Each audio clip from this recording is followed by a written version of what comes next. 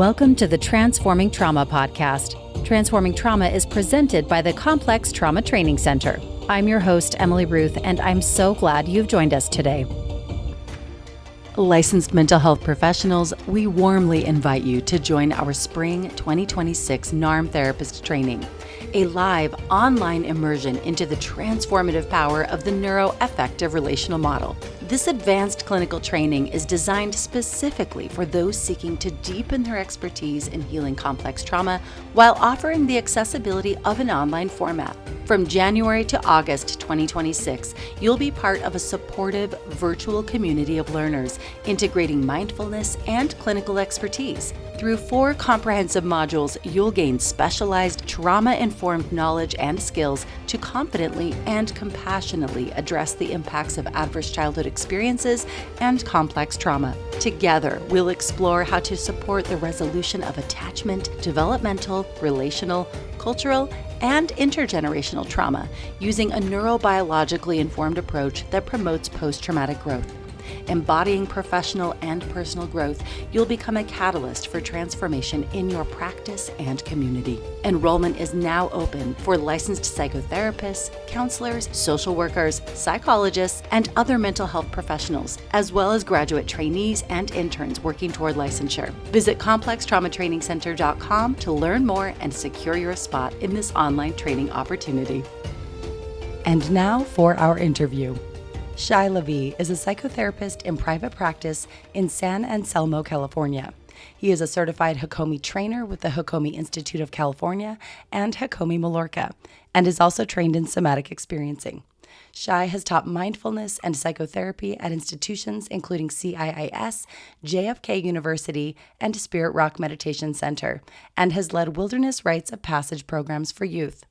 With over 30 years of Vipassana meditation practice, he brings a deep mindfulness orientation to his work with adults, adolescents, and families.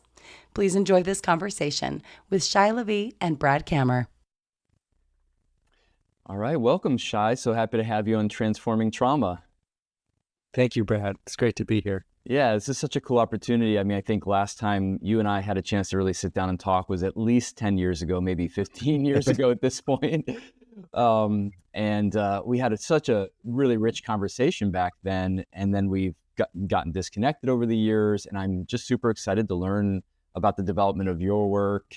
I'm sure we'll be, sharing with folks about your background and stuff, but just really excited about what's brought you to where you are and where you're going with your work. So, welcome to Transforming Trauma. And you want to share a little bit about what you're hoping to kind of share with our listeners here today?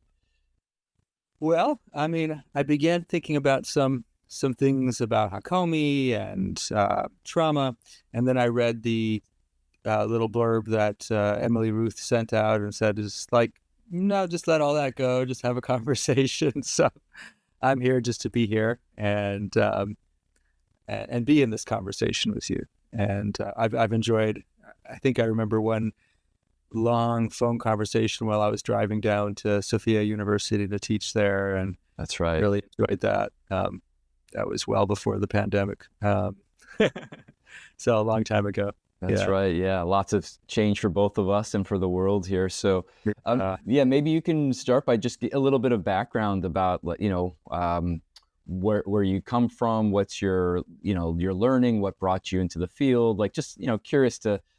I know some of it, but I'd love to learn more and share with folks. And yeah, sure. Well, I was one of these young people who was kind of searching for a path and a direction in college, kind of lingered around college, took time off, went back to college, and finally got began taking some psychology courses, kicking and screaming. Didn't like the courses, but it was actually the literature courses that I found myself writing on psychological themes. And that's when I knew I kind of had to explore myself a little more, find what was really going on inside. And I happened to stumble upon, I had a yoga class that I was taking, and because I was a poor student, I would go and help with the registration to get a discount for the class. Yeah. And I got to know the teachers pretty well. They were a husband and wife team. And one day they asked me to do registration for an intro that they were going to do to the Hakomi method. And I'd never heard of Hakomi. Mm. It turns out they were in the original training class that Ron Kurtz had set up in New York City. Wow. Before Hakomi had a name. It was just body-oriented psychotherapy. This was in the late 70s. And they'd studied with him. And one of the folks was actually going back to do his PhD. He was putting those things on people's heads and measuring the responses, I guess galvanic skin responses and other things, and testing out how all this worked. And I'm not sure whatever came of that research, but I was fascinated by it. And I ended up doing some sessions with the woman of the couple during the summer after I graduated from college. And it was part of a kind of a huge shift in my understanding of myself, and that my body had wisdom that was actually different than it had different ideas about where I was and what was important to me than my mind did at the time. I was very intellectual and, very oriented in a very heady way. And I realized that there was a different kind of intelligence that was wanting to come through. And so I moved out to California. I was going to do that anyway, but I moved out to California, and that became part of, a journey of self-discovery. This was in 1990, and continued to do Hakomi therapy with folks out here, and enrolled in California Institute of Integral Studies, really just for the personal growth part of it. And I kind of had a commitment to myself not to commit to the field until I tried it out. Yeah. And so in my third year, I began doing some practicum work. And after 9 months, I said, hey, I kind of like this. I think I'm going to stay with it. And ended up, pursuing that track of licensure as being a marriage and family therapist in California. So from even before you were licensed as a therapist or even in the field, you were Hakomi soaked. You were being you were being cooked in Hakomi. And then was that kind of where you went after you graduated? Well, not originally. Like when you're in the Bay Area at CIS, there's 1,000 things that are being, suggested to you all the time by your friends, by, teachers, by just, what you're seeing in the culture around you. And so I tried all that stuff and, this and that, and got interested in a lot of things. I got interested in wilderness-based therapy, quest for wholeness, or quest for vision that people were doing. Began doing some of that work myself, and then ultimately kind of helping lead some of that work with youth. But it took me 10 years to actually formally land in Hakomi training, and after I was already licensed. And I felt like I was coming home in a way, and I loved it. And there was one thing that I felt was missing for me, because in Hakomi, you go to people's core. It's a method that helps you very fluidly and organically get to people's core issues. The core, the deepest stuff that is there from childhood experience, deep cultural wounding, ancestral wounding, even, that's just there in the body. And I was scared. I was seeing that work, but I was scared really to do it. I felt I needed to know how to navigate trauma when it came up. And this was in 2000. So it was just when awareness of trauma, somatic awareness, the somatic methods of working with trauma were just starting to get well known. Yeah. And so I happened to be talking to Bessel van der Kolk the evening before one of his big presentations, because I was involved in the professional organization that was sponsoring him, and there was a cocktail thing, and I was asking him about, what should I do, sensory motor or SE? And we had a conversation, and I got into somatic experiencing, And there I learned the piece that I felt I needed to really do the deep work that I was learning in Hakomi. And I got good at it. I got good at helping people regulate themselves with whatever was coming up. I got good at using, titration and pendulation and other skills from SC. And then I began to weave that into the Hakomi work that I was doing, and ultimately the Hakomi work that I began to teach to others. Because ultimately I became a teacher and a trainer in Hakomi, and wove in a lot of the principles from SE into that structure. And I wasn't the only one to do it. There are other faculty. Hakomi itself has grown and evolved. They were bringing in attachment theory. They were bringing in trauma work. They're bringing in the systems that shape us, cultural maps for looking at wounding. All kinds of things have been incorporated in to the basic skill sets of really building the therapeutic bubble, that the really kind of deep set where the client really feels held, and then the capacity to use mindfulness in very focused ways to learn about what the body has been holding. Yeah, I remember now from some of our previous conversations, so much overlap between, our trajectories and our careers. One of the things I'm really curious about, because I had my own journey around what I kind of separate as shock trauma and developmental trauma, and going through the SE training, which was my first kind of real professional training, and feeling like it was such a beautiful, powerful model. But the thing really glaringly missing for me was the work with developmental trauma. Yeah. And when you talk about Hakomi with getting to these core issues in Hakomi, or for you personally, do you differentiate between developmental trauma and these core issues? Like, is developmental trauma a separate thing, or is that already kind of cooked into the model of Hakomi? Well, there's developmental wounding, right? So, for example, if you grow up in a home where anger is not allowed, right? There's no like one moment of trauma, but there's a wound there. There's a core schema that I may come to believe at some very deep level in my body that my anger or that my energy or that my no is not welcome in the world, right? So, whether you call that developmental trauma or developmental wounding,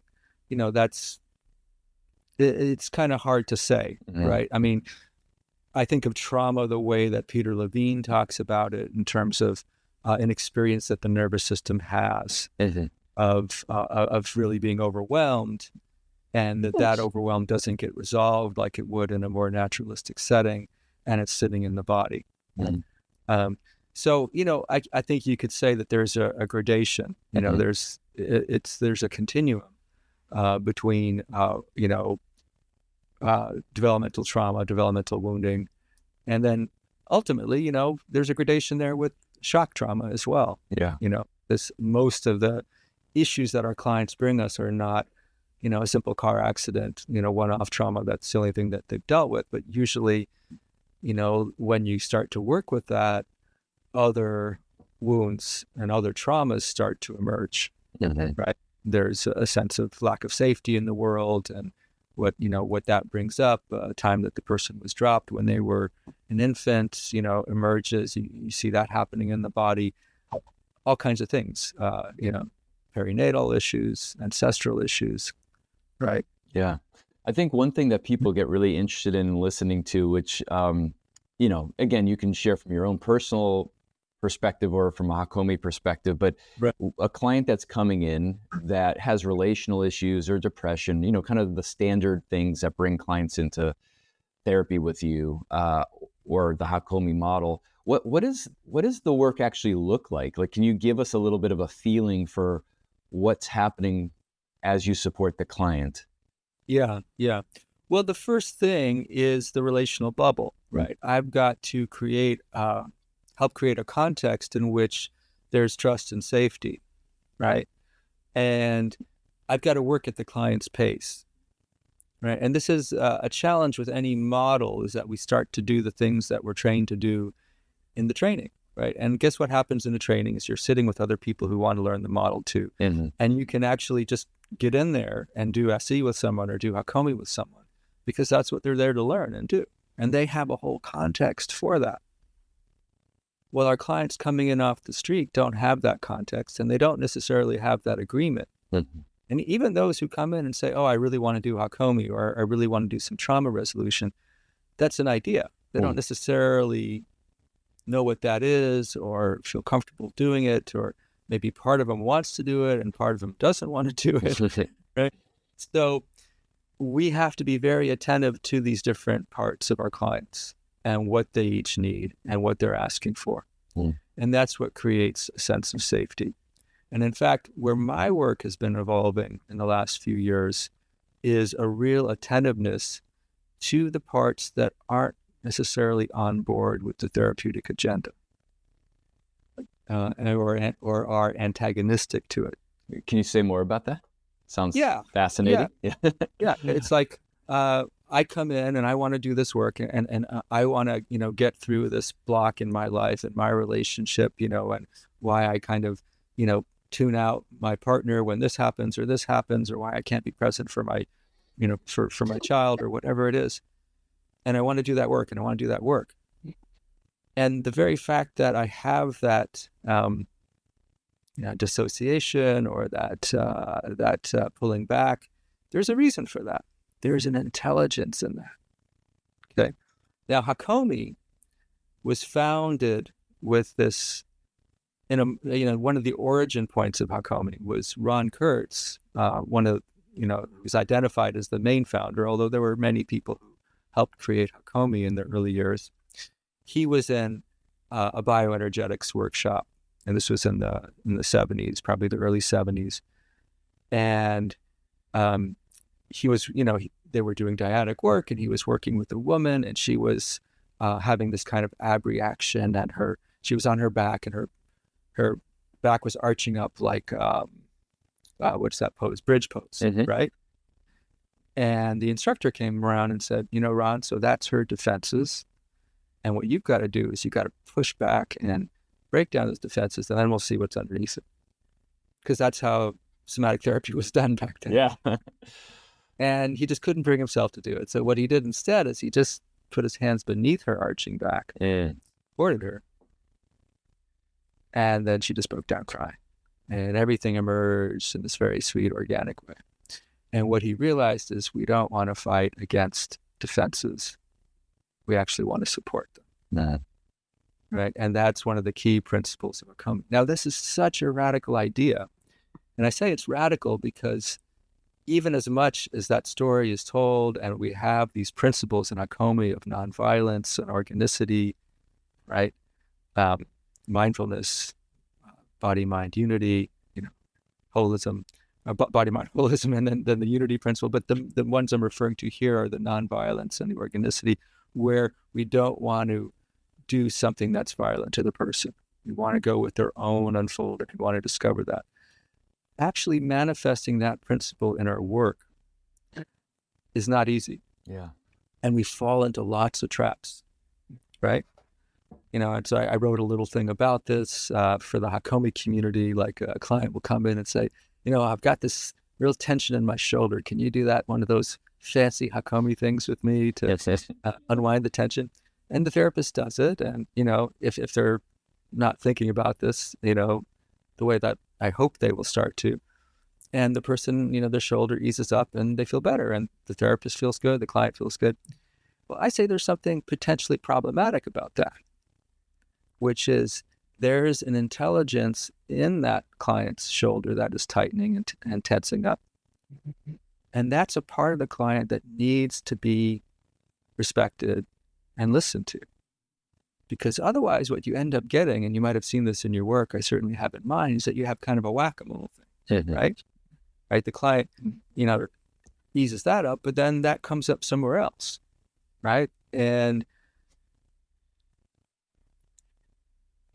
when we start to listen and respect, so what I might say to a client now is, I hear that there's this tension in your shoulder, and there's a party that's really frustrated with it. It's been really seems like it's been holding you back.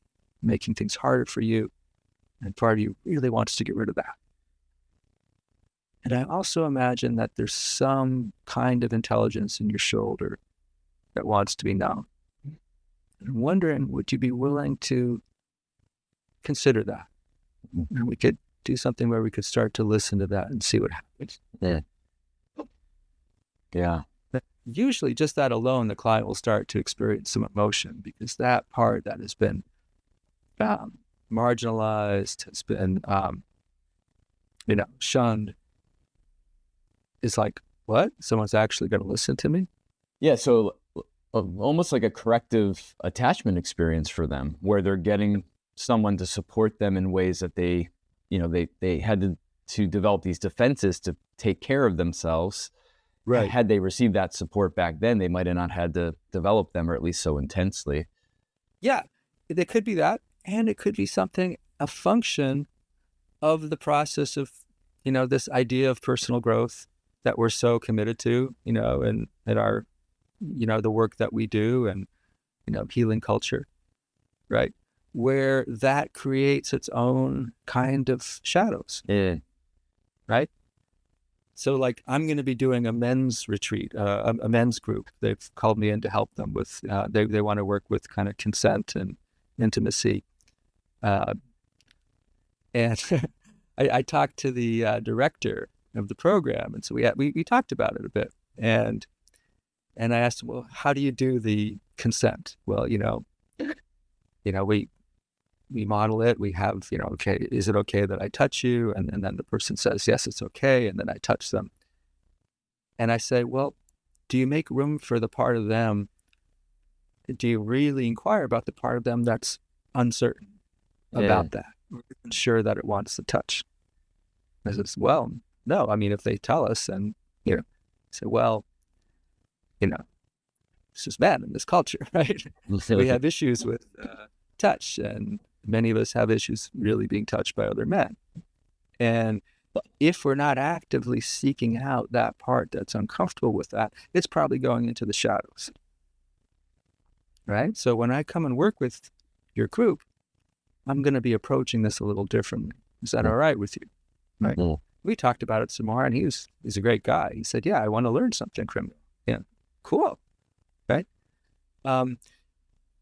So what was the point I was trying to make there?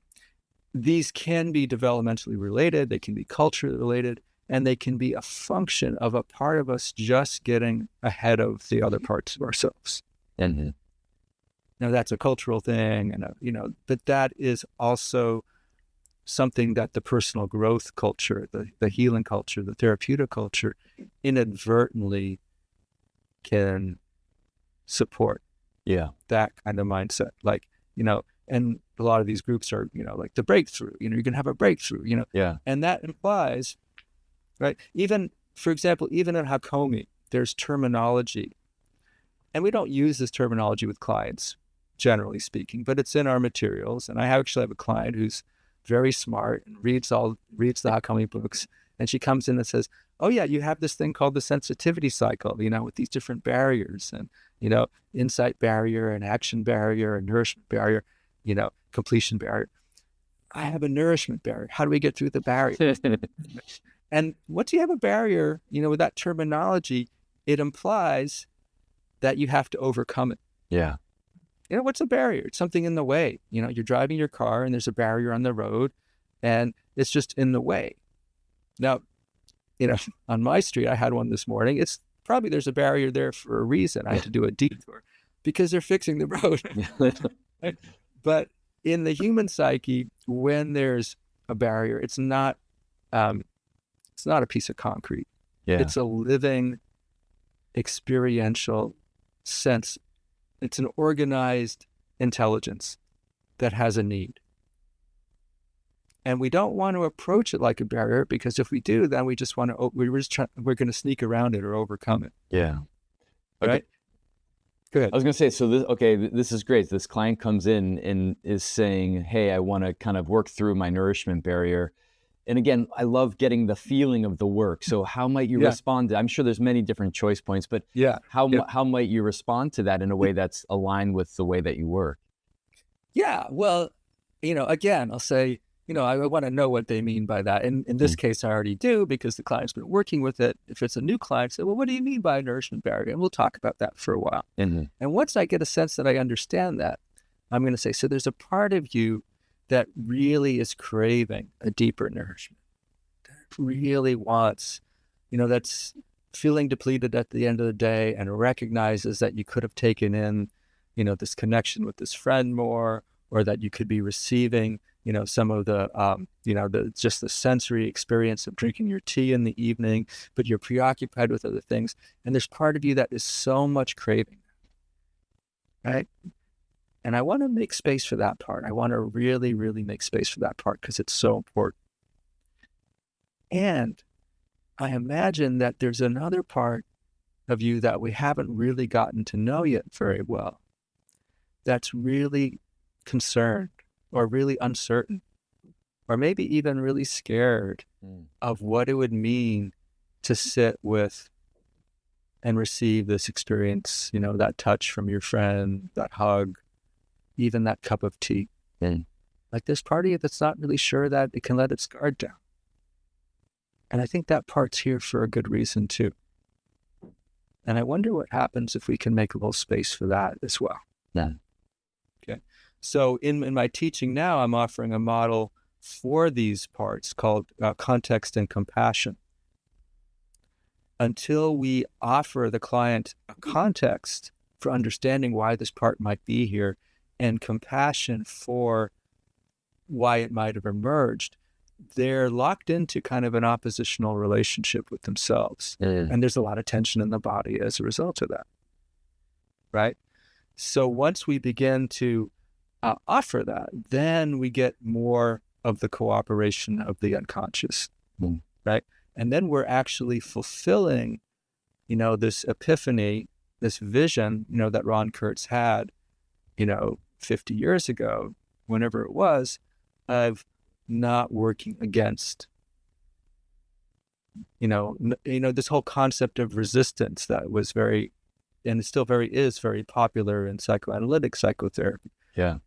That's the epitome of the model that I think we have to get beyond, right? Because it implies there's the right way to do the healing, and if there's something else that I, as a therapist, call resistance, right? That actually locks that in. It basically is saying there's a part of you that's not welcome here, and once we get past it, we can do the work that the rest of you wants to do, right? And you can feel the energy of that as I say that. It just locks in. It's like part of me wants to dig. Part of you probably wants, for me at least, part of me would dig in and say, no way. I'm like, that mule energy comes out. I'm not budging. And I might pretend, I might go underground. That part of me might hide, but it's not going to lend its energy to the process. A metaphor that I like to use is, let's say you're on a rowboat, right? Like you see the boats that are sculling up and down, and the college kids or the high school kids, right? And imagine that you're the captain and there's a bunch of people on the boat. And the captain is just doing all the work. They're doing all the rowing. No one else is doing anything. They're not organized. Maybe they're actually rowing in different directions. You're not going to get there very smoothly. It's not going to be harmonious. But if you have everybody on the boat rowing, together, then you have this smooth, organic, just flowing down the river. That's essentially what we have internally. We have all these different parts. And if we're working in opposition with them, it's chaotic. There's tension. There's all this extra tension in the body. There's all this extra strife. But we learn how to get to, like, you're on the boat, I'm with you, you're with me. I'm here to understand you. I'm here to listen to your experience. You're here to, they begin to listen to each other, just like in good couples therapy, good family therapy. And then something starts to happen. Yeah. I love as you're talking, I'm hearing all these different core Hakomi principles coming through. And where my mind starts going is about the organicity part of it. And I guess there's some kind of question around transpersonal experience here. Like as everyone's rowing in the same direction, as you have a system that's more coherent, as you're supporting the dual or the multiple aspects of the consciousness of the self. Is there a transpersonal process in the Hakomi model that you work with? Well, it's interesting. The transpersonal process shows up, and it's wonderful, and it's beautiful, and we love it, right?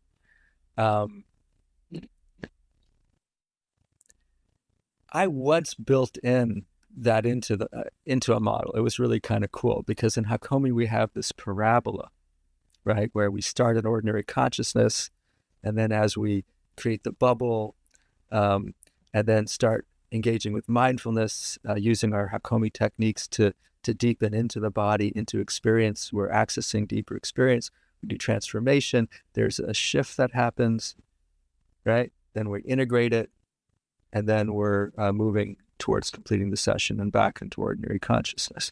So it's like a parabola, right? And I looked at it and I said, well, what actually happens at the bottom of that parabola is that something opens. And it goes from a parabola, if you can picture that, into an hourglass. And that dropping into the other side of the hourglass, right, is the transpersonal, right? It is where archetypal energies are available, and ancestral, energies that are available for healing, and a sense of, global consciousness and connection, right?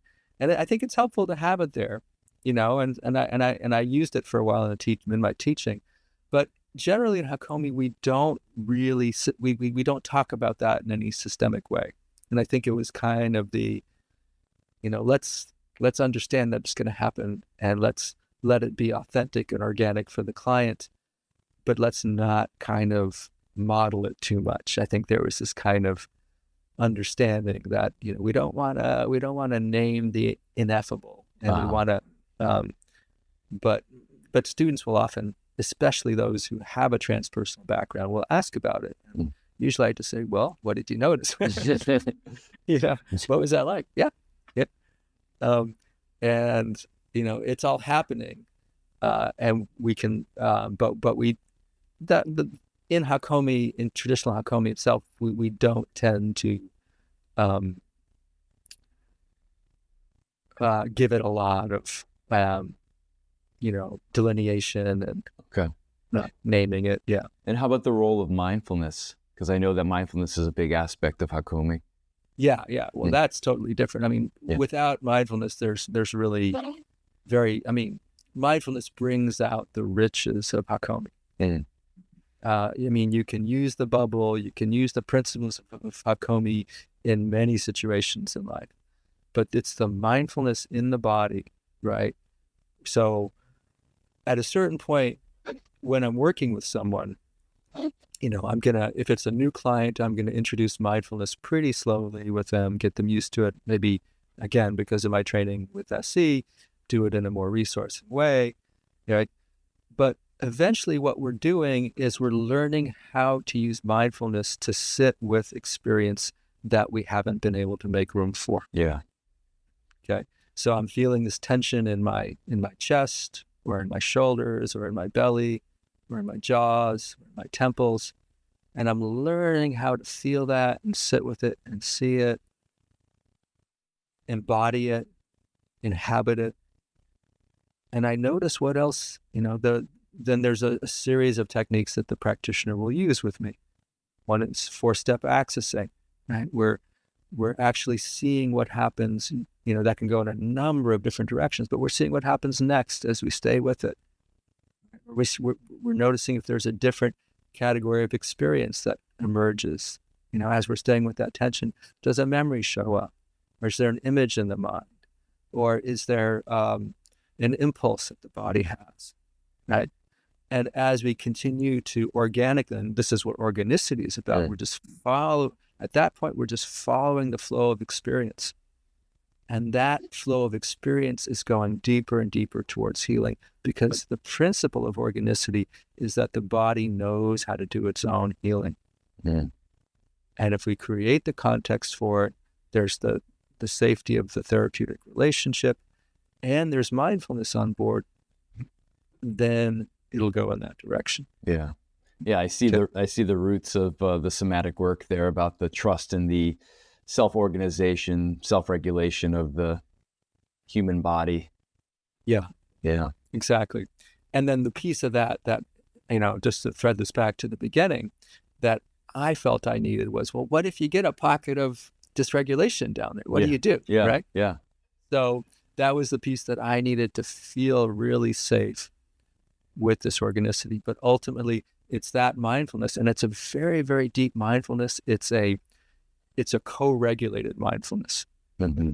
Okay.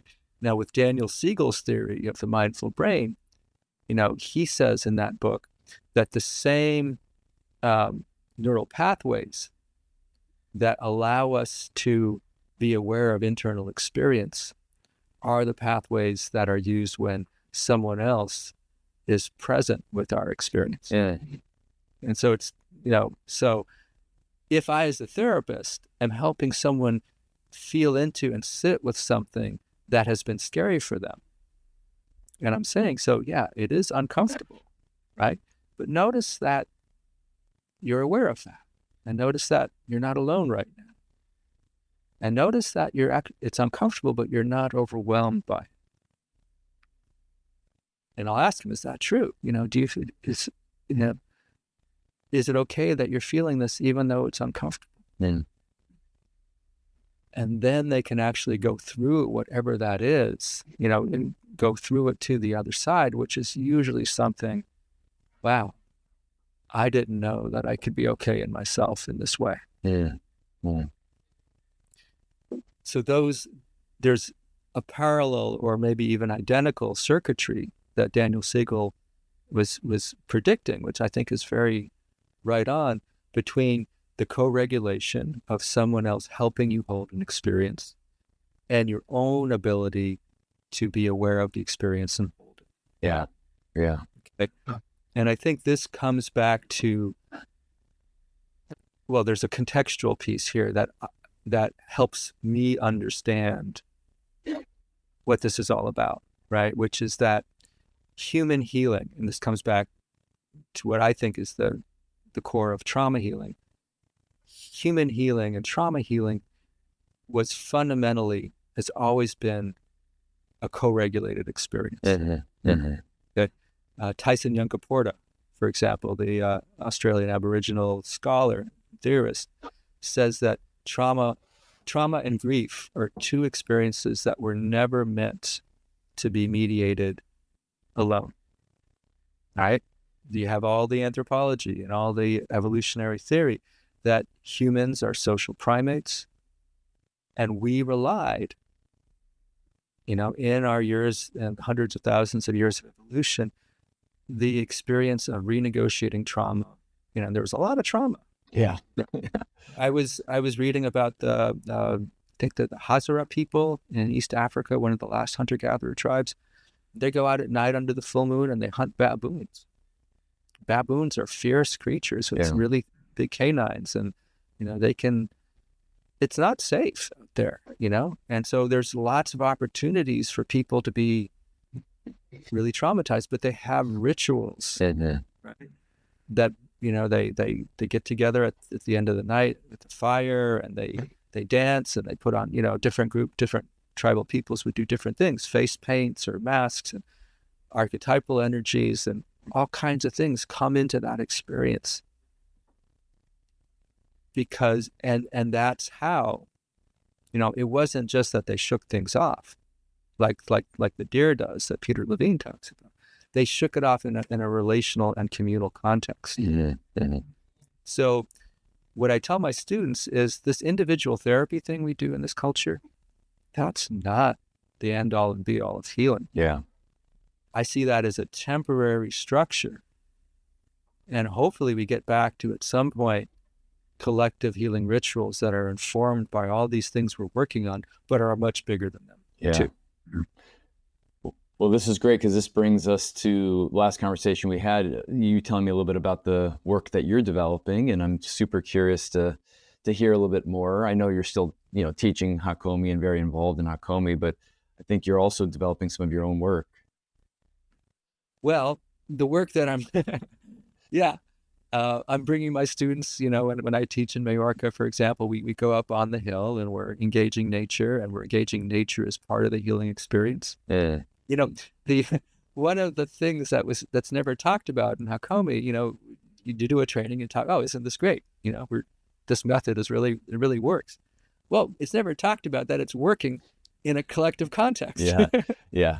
Right? With shared intention of, Yeah, that's half of the magic of it. And you call that in, and you're very deliberate about that. Yeah. And you're very deliberate in a training, like I try to be now, about honoring intelligence wherever it's showing up in the training group.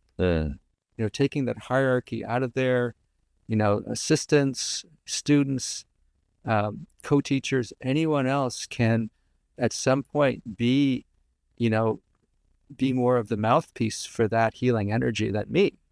Say I'm the nominal, lead trainer for that training or workshop, and that what we see is a freeing up of energies that are non-hierarchical and that are collective. And I experienced this even when I was leading wilderness quests with teenagers.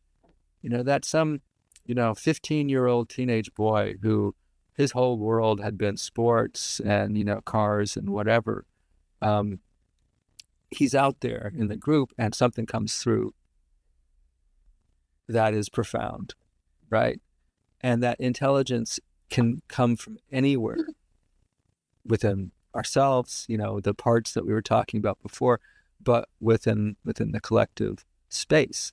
And so what we need in our work is structures that allow that, that are open to that are flexible. We have to be able to, check our own egos around that as leaders. We have to really welcome marginalized voices in the culture and allow them to show up and speak up within training spaces. That's not easy to do these days. It's, it can be very, very charged. It takes a lot of team effort. And that's one reason that I don't teach alone. I teach within a team context, and I empower my colleagues. And like I said, even the assistants and students to be part of that teaching. It's beautiful. And there are times when it's just like, whoa, you just brought something in that I didn't think of or that I haven't put together. Okay, so you're going to Majorca, you're doing, tell us a little bit more about this work that you're doing there. It sounds really cool. Well, there I'm just part of this longer 4-year training process, but I have these, 4 days that I do each year with the training group, and we get to drop in. And some of the things that I'm finding really involve shadow element, real cultural shadows. Yeah. Right? That are emerging. I've done some collective work here in this country where, of course, the elections and the political charge, and most people doing this work seem to lie, on one side of that, as you can imagine. But there's a lot of splitting that happens there, and there's a lot of disowning, and I think the other side sees that and doesn't trust, the red side doesn't trust the blue side because, wait a second, you have all this stuff, and then you're driving around your electric car and feeling good about yourselves. But, we're getting all this stuff from other parts of the world. And if we weren't getting it, you wouldn't have that. And so, don't get on your high horse because, you're driving one car and I'm driving another, or because you have solar panels and I don't, or because you eat, organic meat, or no meat at all. Right. There's something in, for example, a white male body that, takes a lot for granted. And I'm very interested in this sense of moral superiority that I see it in myself for sure. And I see it in my family lineage for sure. And I see it playing out in very unconscious ways in these larger cultural dialogues. And I'd rather get into a healing space where we can own the damn thing. Yeah. Yeah. And really get to feel, what is that Trump in me? Yeah. What is that energy? I just want what I want. I don't give a damn about anyone else. Right? Or I want my group to have everything that we want, and I don't give a damn about anyone else. Mm-hmm. And as morally repugnant as that might be, I believe that there's a part of us beneath the surface, most of us living in this North American culture, most of us who are privileged in this North American culture, that is enjoying that privilege and doesn't want it to change. Yeah. And then finds a way to be morally superior and judge other people. So projecting out our shadow onto other people and then having a reaction to that. Yeah. Mm-hmm. Yeah. And that's the basket of deplorables out there, right? Yeah. Rather than inside here. Yeah. Right. And what does that mean? What does that mean to really own that level of privilege and historical privilege and comfort that many of us have? Yeah. Well, again, quite a alignment with my journey too. So there's so much shared experience here. I know we probably both have clients and coming up in a few minutes, but I want to make sure that I ask you about where you're headed next. Like where do you see yourself going? I'm just so curious. We might not talk for another 5 years. So I want to make sure. Well, I hope not. I hope not. I hope not. But. You know what? I'm going step by step here. Yeah. I'm trying to be, what I am doing. I have the near future. I've set up a 3-part series, and I've done the first part on working with protector parts in Hakomi, right? And it's along the lines of what we've been doing, but what we've been talking about, I've been referring to it. Yeah. But I'm going deeper in each workshop with my students, and it's exciting because I learn as I do it, and I develop new materials as I do that. And it's ultimately, I think it is about working. Yeah. It will extend into working with shadow parts as well. Mm-hmm. But one of the principles of it is that these protector parts, when we work with them, it's early on protector parts and can be very, we have this really contentious relationship with them. Hey, I want to go out and have fun. Why are you keeping me at home? Kind of thing. Just get over the fear. What kind of drug can I take or Valium or whatever, just to get past it. But ultimately, these protector parts, they want to be, they want to be part of our lives in good and healthy ways. Yeah. And they evolve. Yeah. As we work with them, they evolve from protectors to guardians. And they also learn that they can kick back and loosen up. Right. But we need to know, and they need to know, because it's a scary world out there, right? They need to know that we're minding the store. Yeah. And that's a level of complexity of really checking in. Can I set a boundary now? Do I feel safe? Yeah. What do I need? What am I not tuned into right now? What system might I be in where I'm not listening to those warning signs? And do I have a relationship with these protectors now, guardians, that they're going to kind of say, hey, Shai, wake up. Yeah. Right? There's something you're missing here. Right? How do I empower others in my community to help be in that role with me as well? Mm-hmm. And keep it, keep me accountable. Yeah. Right? And others accountable. Yeah. So I think my work is heading in that direction, and I don't know what form it's going to take exactly. And it's exciting. Yeah. I don't have this is what I'm going to do and this is what I'm going to bring to the world. It's emerging as I go. Very cool. Yeah. Well, once it continues to emerge, we'll have you back on and share. But in the meantime, can folks sign up for that program? Is that only for Hakomi students?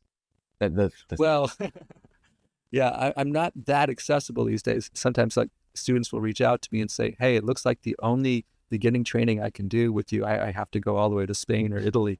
And I say, I'm sorry about that. That's kind of the way it is right now.